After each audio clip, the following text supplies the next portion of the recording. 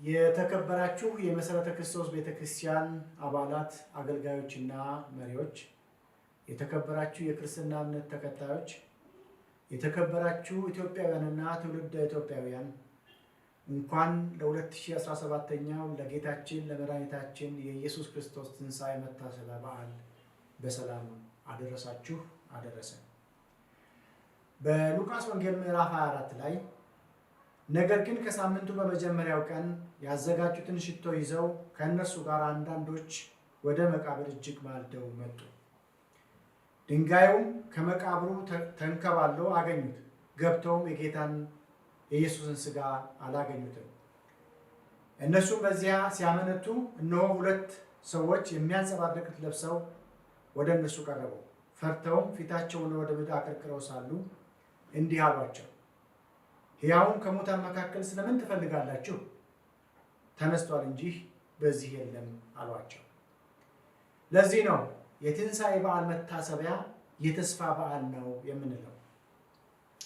ኢየሱስ ክርስቶስ ሲሞት የቅርብ የተባሉት ደቀ መዛሙርቱን ጨምሮ ሕዝቡና የዘመኑ የሃይማኖት አባቶች ሁሉ ነገር እንዳበቃለትና እንዳከተመ በማሰብ ተስፋ ቆርጠውና ጠወልገው ወደ መጡበት መመለስ ጀምረው ነበር።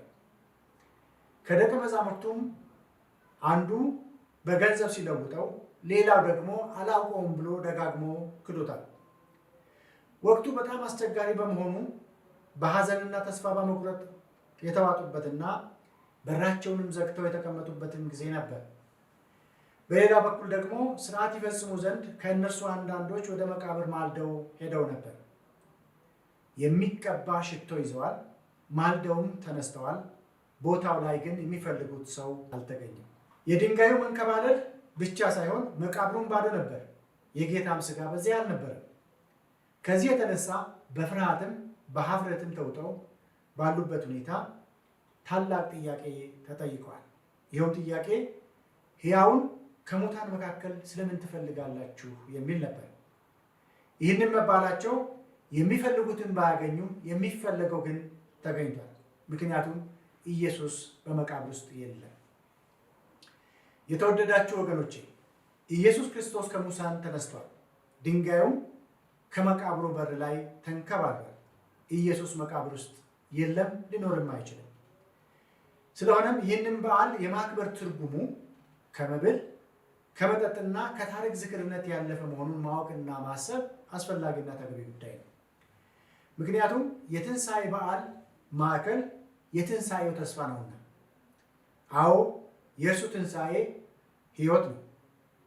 ኢየሱስ ክርስቶስ ዛሬም በተስፋ መቁረጥ ውስጥ ለሚገኙ፣ በፍርሃት ለተዋጡ፣ ነገ ደግሞ ምን ይመጣብኝ ይሆን ብለው ለሚጨነቁ እርሱ ከሙታን በመነሳቱ የተስፋን ትንሣኤ አውጆልናል። ስለዚህ ትንሣኤ ተስፋ ነው። ትንሣኤ ሕይወት ነው። ትንሣኤ የእንደገና ቀን ነው። ትንሣኤ እረፍት ነው። ትንሣኤ ሰላምና ደስታ ነው። ትንሣኤ የጭንቀት ሁሉ የእንቆቅልሽ ሁሉ ፍቺ ነው። ስለሆነም በዚህ ትንሣኤ የምናምን ሁላችን እነዚህን የትንሣኤን ትሩፋቶች ልናውጅና በሕይወታችንም ልንለማመዳቸው ይገባል። በተለይ ደግሞ አሁን ባለንበት ወቅት በዙሪያችን ላሉ ድንጋዩን ማን ያንከባልልኛል ለሚሉ፣ ነገን በማሰብ በፍርሃት ለተያዙ፣ ደጃቸውን ዘግተው ለተቀመጡና ከትንሣኤ ይልቅ ሞታቸውን ለሚጠባበቁ ሰላም ለእናንተ ይሁን እንበላቸው። ካለንም ነገር እናካፍላቸው። በመጨረሻም ሁላችንም በትንሣኤ በዓል ጥላቻን በማሸነፍ በመስቀሉ ፍቅር እንድንዋደድ፣ ሕይወታችን በይቅርታ ሞልተን ነገን ተስፋ እንድናደርግ እለምናለሁ። ምክንያቱም ነገ መልካም መሆኑ አይቀርምና።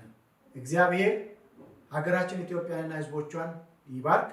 በድጋሚ መልካም የትንሣኤ በዓል መታሰቢያ ይሁንልን።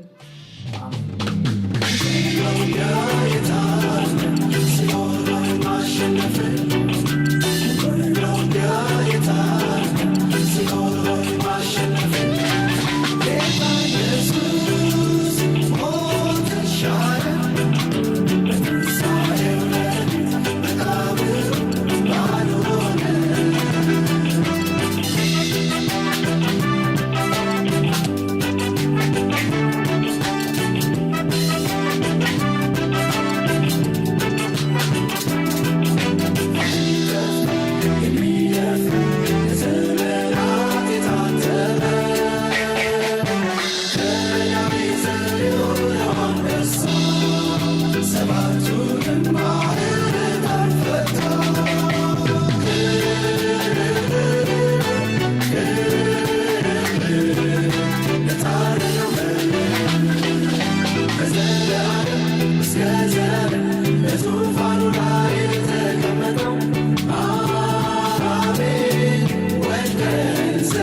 Amen.